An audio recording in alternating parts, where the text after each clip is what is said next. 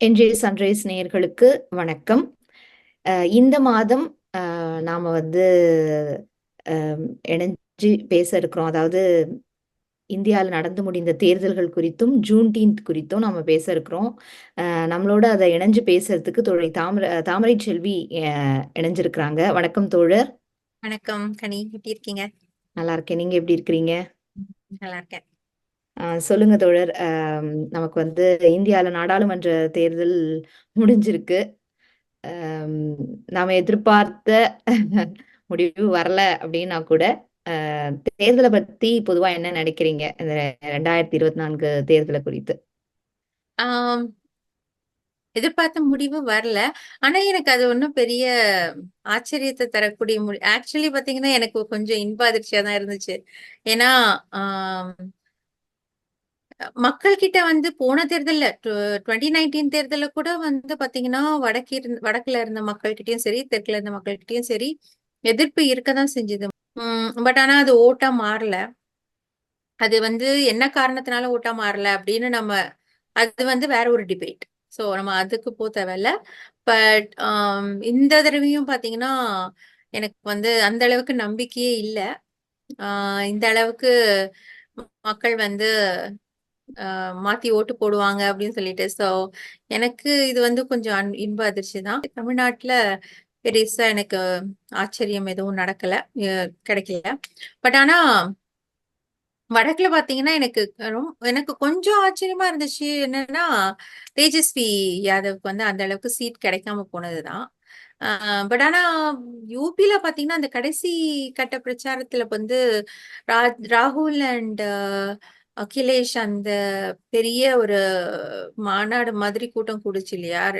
கிட்டத்தட்ட ஆம், 2 லட்சம் மக்கள் கூடினாங்க அப்படின்னு சொல்லி வந்துச்சு நியூஸ். சோ அதை பேஸ் பண்ணி பார்க்கும்போது எனக்கு வந்து ஓரளவுக்கு நம்பிக்கை இருந்துச்சு. உத்தரப்பிரதேஷ்ல வந்து கொஞ்சமாவது மாத்தி ஓட்டு விடும் அப்படின்னு சொல்லி. ஆனா இந்த அளவுக்கு வந்து ஆம், ஆம், இந்தியா கூட்டணிக்கு வந்து இந்த அளவுக்கு சீட்ஸ் கிடைச்சது வந்து எனக்கு ரொம்ப சந்தோஷம் ஆக்சுவலி. அண்ட் நம்ம வந்து பாத்தீங்கன்னா மக்கள் வந்து எதிர்ப்பு சொல்லுவாங்க. ஆனா நீங்க ஒடுச்சாவடிக்கு போய் பழக்க தோஷத்துல நம்ம இதுக்கு குத்திடுவோம் அப்படின்னு சொல்லி குத்துறவங்க கூட இருக்காங்க நிறைய பேரு நம்ம ஊர்ல. சோ அதனால எனக்கு அதெல்லாம் வந்து ஒரு ஒரு பயம் இருந்துச்சு. சோ எனக்கு வந்து இந்த சிங்கிள் மெஜாரிட்டி கிடைக்கல அப்படின்னு, பிஜேபிக்கு கிடைக்கல அப்படின்னு நிறைய ஒரு ஒரு சில அரசியல் ஆர்வலர்கள் சொன்னாங்க. பட் ஆனா எனக்கு வந்து அந்த நம்பிக்கையும் கடைசி வரைக்கும் ஒரு பெசிமிஸ்டா தான் நான் இருந்தேன். ஆம், அந்த தேர்தல் முடிவுகள் பார்த்த அப்புறம் தான் எனக்கு வந்து ஓரளவுக்கு ஓகே. என்ன சொல்றது, இந்தியன் கான்ஸ்டிடியூஷன் வந்து பாதுகாக்கப்பட்டிருக்கு. ஒரு என்ன சொல்றது, டெம்பரவரியாவது மக்கள் வந்து அது வந்து அந்த நியூஸ கன்வே பண்ணிட்டாங்க மக்கள். லைக் டூ மச், என்ன சொல்றது, டூ மச்சா ரொம்ப ஆடுறவங்க வந்து ரொம்ப ஆடாதீங்க அப்படின்னு சொல்லி ஒரு என்ன சொல்றது வார்னிங் மாதிரி கொடுத்துருக்காங்க. பட் ஆனா எனக்கு என்ன தோணுதுன்னா இந்த இந்த மைனாரிட்டி கவர்மெண்ட் மெஜாரிட்டி கவர்மெண்ட்டா மாத்துறதுக்கு பல வேலைகள் பார்ப்பாங்க. சோ என்ன பண்றாங்கன்னு பார்க்கணும் இனிமேதான். பட் ஆனா இப்போ வந்து எனக்கு as I wanted India India alliance வந்து ஜெயிச்சிருந்தா எவ்வளவு நல்ல விஷயங்கள் தமிழ்நாட்டுக்கு நடந்திருக்கும், இந்தியாவுக்கே நடந்திருக்கும் எவ்வளவு நல்ல விஷயங்கள். ஆம், ஆனா வந்து அதுதான் முடியாம போயிடுச்சு. ஹோப்ஃபுல்லி தான் தோன்றித்தனமான செய்கைகள் மூலமா அவரோட கூட்டணி கட்சியினரை வந்து அவரே தன்னோட செயல்கள் மூலமா விரட்டி விட்டுட்டாருன்னா அப்போ இந்தியா கூட்டணிக்கு ஒரு வாய்ப்பு வரும்னு நான் நினைக்கிறேன். பார்க்கலாம். பார்க்கலாம். நீங்க சொன்னது போல தமிழ்நாடு வந்து 39 தொகுதிகள், புதுச்சேரி 1, ஆக மொத்தம் 40 நம்ம வந்து வெற்றி பெற்றிருக்கோம்.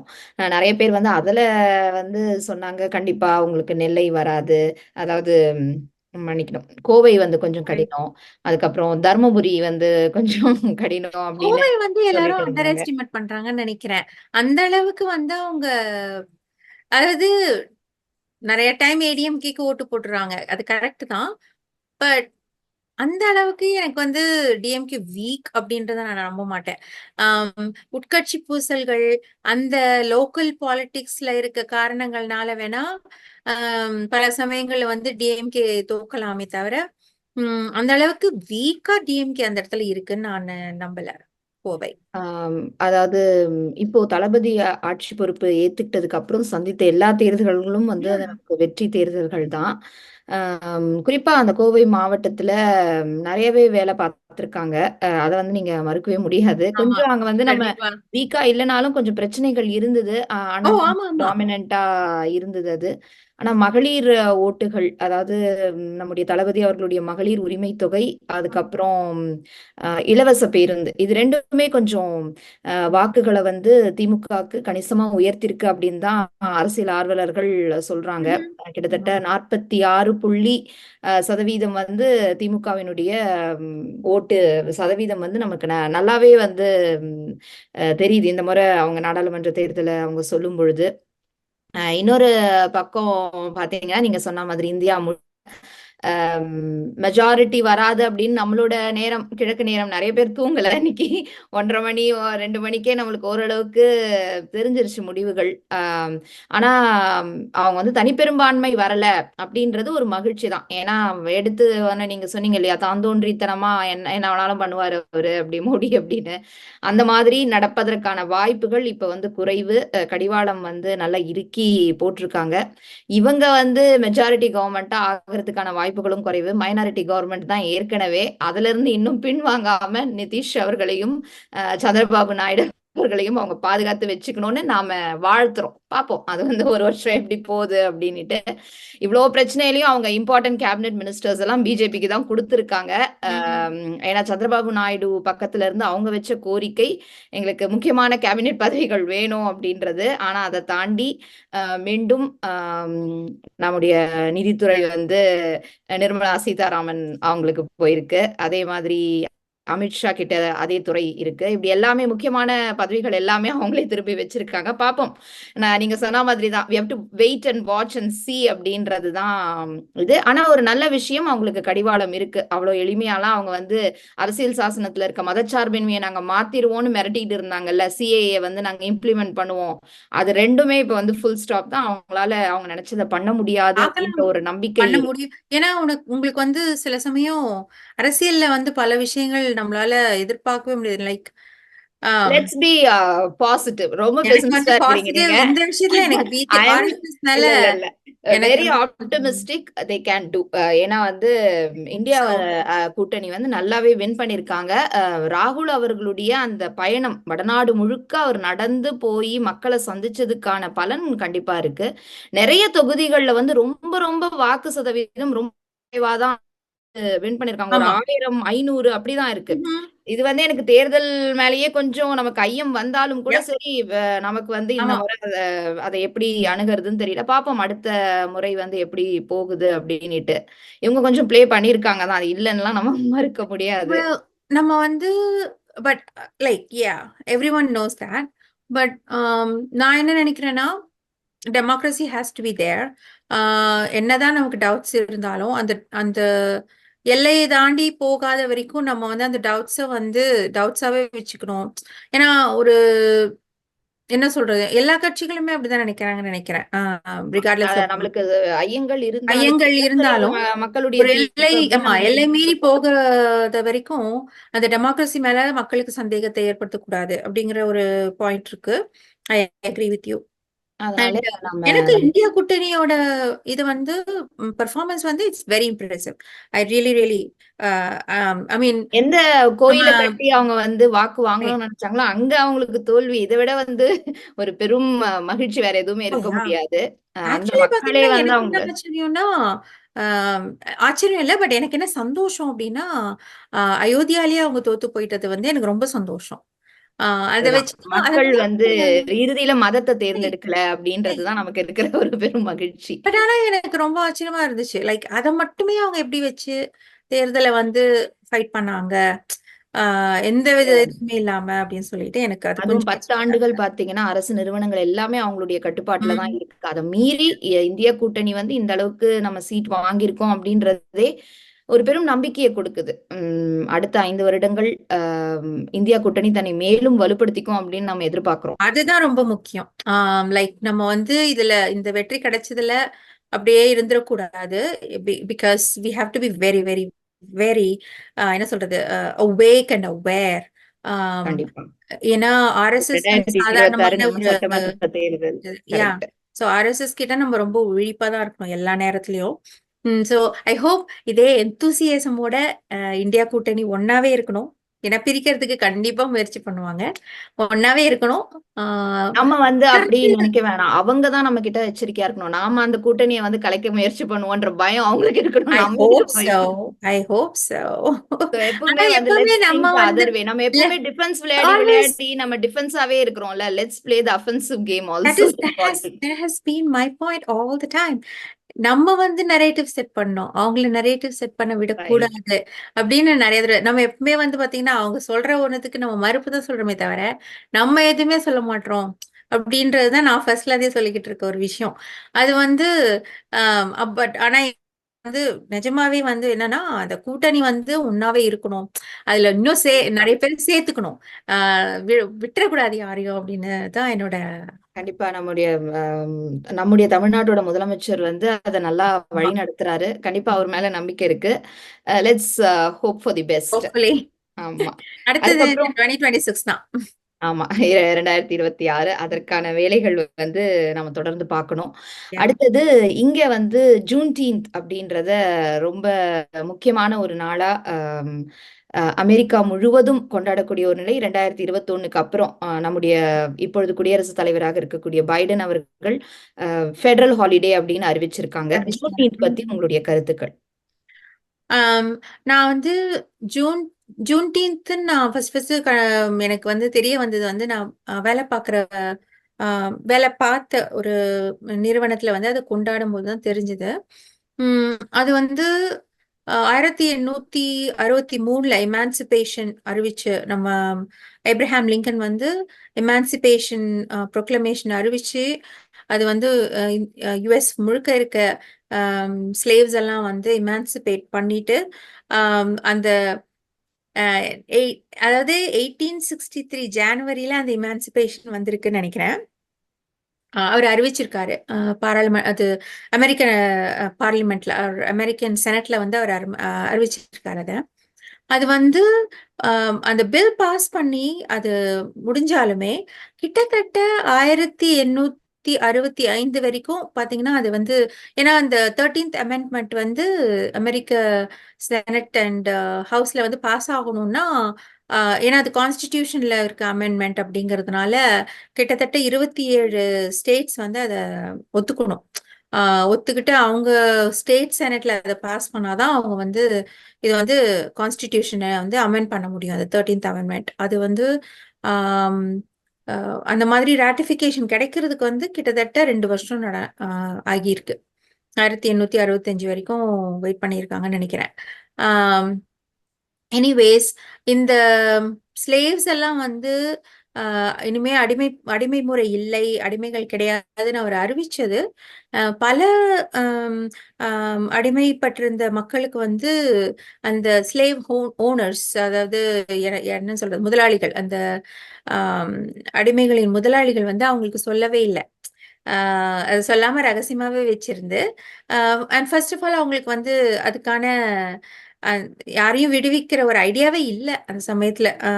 அந்த southern part of United States சொல்லுவாங்க இல்லையா, டீப் சவுத்ல வந்து அதுக்கான ஒரு இதுவே முதலாளிகள் வந்து அது வந்து ஒரு ஒரு பாசிபிலிட்டியாக கூட அவங்க பார்க்கவே இல்லை.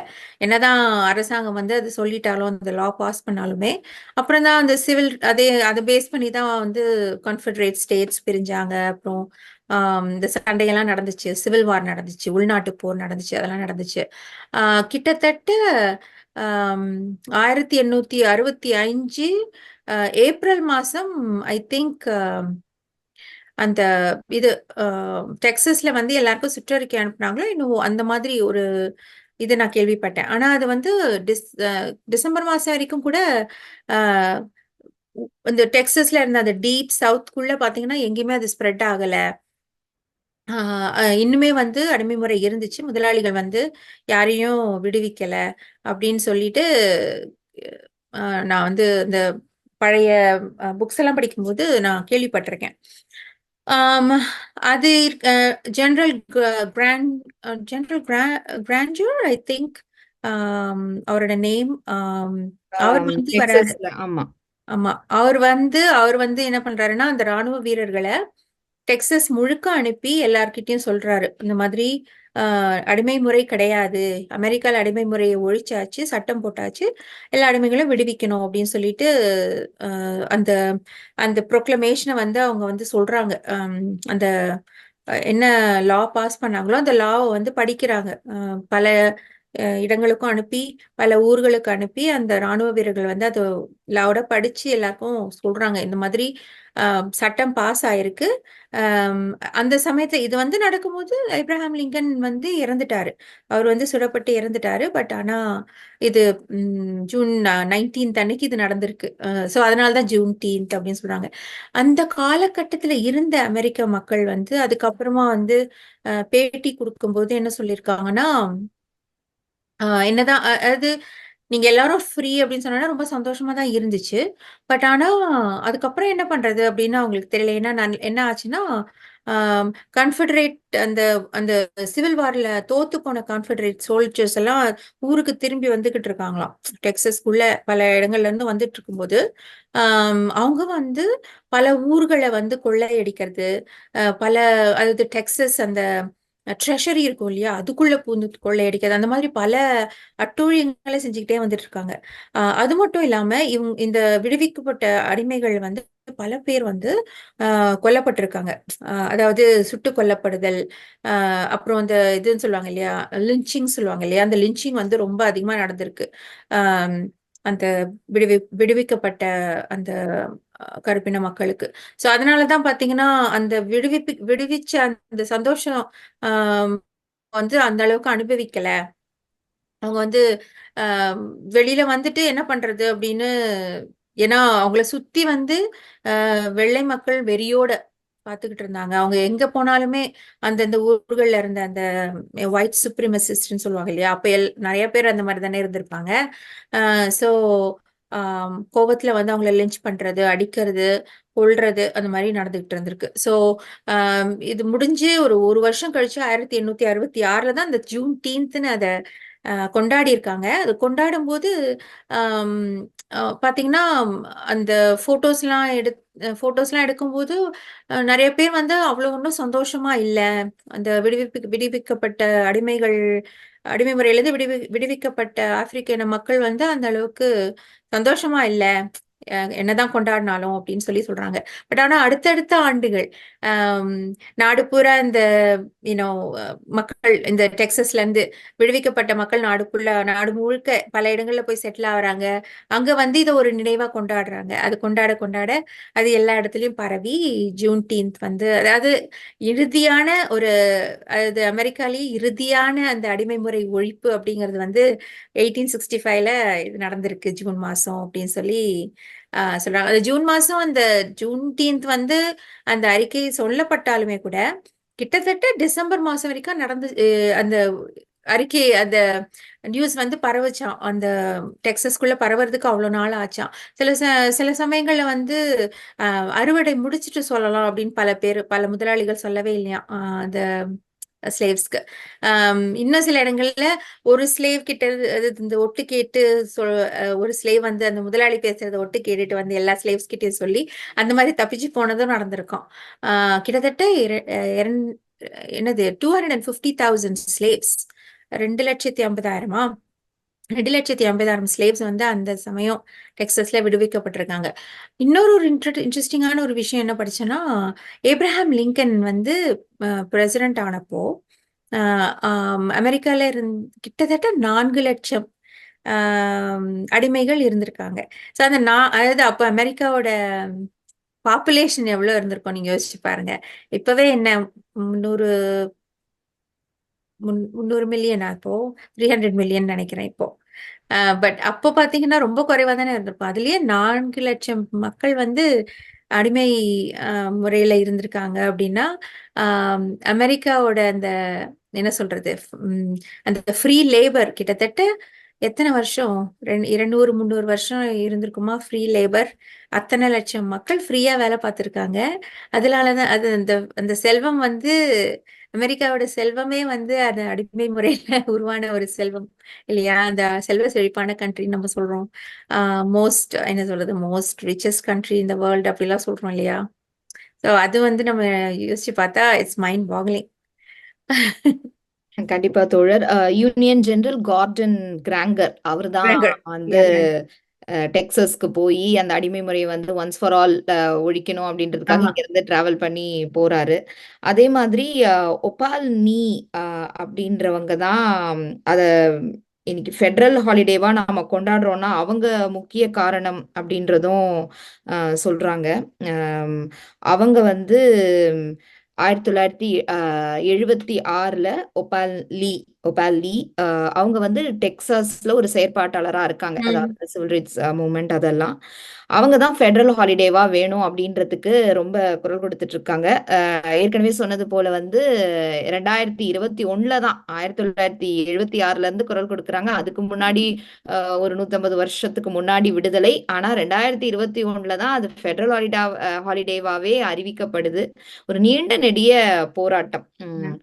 ஒரு 2 நூற்றாண்டுகளுக்கு முன்ன, இன்னைக்கு வந்து 21ஆம் நூற்றாண்டு. ஒரு 2 நூற்றாண்டுகளுக்கு முன்னர் சக மனிதர்களை வந்து அடிமைகளாக வாங்கினாங்க, வித்தாங்க, அவங்கள வச்சு வேலை வாங்கினாங்க அப்படின்றது என்ன மாதிரியான ஒரு சமூகத்திலிருந்து நாம இன்னைக்கு பயணிச்சு ஒரு நல்ல நாகரிகமான சமூகம் அப்படின்றது இதுதானே. சக மனிதர்களை வந்து நாம மனிதர்களா நடத்தணும் அப்படின்றதுதான். இன்னும் அந்த பயணம் வந்து நீண்ட பயணம் தான். இன்னும் நம்ம வந்து முழுமை அடைஞ்சிட்டோமா அப்படின்றது இல்ல. எல்லா இடங்கள்லயும் நடக்கக்கூடிய உலகம் முழுவதும் இந்த ஏற்றத்தாழ்வுகள் இருக்கு. இந்த இடத்துல நிறத்தின் அடிப்படையில வந்து அவங்க வேறுபடுத்துறாங்க. அது இன்னைக்கும் தொடருது. ஜார்ஜ் ஃப்ளாய்ட வந்து நம்மளால மறக்க முடியாது. அது ஐ கேன் பிரீத் அப்படின்றத வச்சு அந்த பிளாக் லைஃப்ஸ் மேட்டர்ன்றது ஒரு பெரிய, அதாவது ஒவ்வொரு முறையும் ஒரு மரணம், ஒரு கொலை நடக்கும் பொழுது மக்கள் தன்னெழுச்சியா வந்து போராடுறாங்க. அதுக்கப்புறம் சில சட்டங்கள் மறுபடியும் அப்படியே போகுது. மறுபடியும் ஏதோ ஒண்ணு நடக்குது. அதாவது அது ஒண்ணுதான் கிடையாது. நிறைய இடங்கள்ல நடக்குது தினம் தினம். ஏதோ ஒண்ணு மக்களுடைய மனசாட்சியை வந்து தட்டி எழுப்புது. ஒரே ஒரு நிகழ்ச்சி மட்டும் இல்ல ஒரு நிகழ்வு மட்டும். மறுபடியும் போராடுறாங்க. இதற்கான ஒரு விடை வந்து எப்ப கிடைக்கும் அப்படின்னு தெரியல. அவங்க வந்து ஒரு இடத்துல சொல்றாங்க, அதாவது இந்த எமான்சிபேஷன், அந்த அடிமைகளை வந்து அவங்க விடுவிச்சதுக்கு பிறகும் கூட அது தொடர்ந்ததுன்னு நீங்களும் சொன்னீங்க இல்லையா? ஆமா. அதுக்கப்புறம் நடுவுல ஒரு இடைவெளி, அந்த கொண்டாட்டத்திலேயே ஒரு இடைவெளி, அந்த சிவில் ரைட்ஸ் மூவ்மெண்ட் வருது. அப்ப வந்து ஜூன் டீத் வந்து கொஞ்சம் அதை பெருசா யாரும் கொண்டாடல. ஏத்துக்கொள்ளல. அதுக்கப்புறம் மறுபடியும் 70களுக்கு ம். பிறகு ஜூன் டீன்த்தையும் கொண்டாடணும். நம்மளுக்கு பிப்ரவரி மாதம் தான் தலித் இந்த மன்னிக்கணும், பிளாக் ஹிஸ்டரி மந்த்ன்றது பிப்ரவரி தான் இல்லையா? அப்ப ஜூனுமே ரொம்ப முக்கியம் ஆமா. அப்படின்ற இதுவா வந்து அவங்க கொண்டாடுறாங்க. முக்கியம்ன்றது அடிப்படையில் என்னன்னா நம்ம கடந்து வந்த பாதை, எப்படி விடுதலை அடைஞ்சிருக்கோம். இது வந்து should not repeat in history. அதுதான் நம்ம கத்துக்கக்கூடிய பாடம். ஆமா. இன்னொரு மனிதனை வந்து நம்ம அடிமையா நடத்தவே கூடாது. அது எவ்வளவு இழுக்கு ஒரு சமூகத்துக்கு. ஒரு அதுக்கு வந்து ரொம்ப விளையாட்டா சொல்லுவாங்கல்ல, காட்டுல ராஜா இருக்கு. ராஜான்னு அது வந்து உனக்கு சொல்லிச்சா சிங்கம்? நீ எதை காட்டு ராஜான்னு அதேதான். சொல்ற? நான் ராஜாட்டு லயன் வந்து உங்ககிட்ட சொல்லல.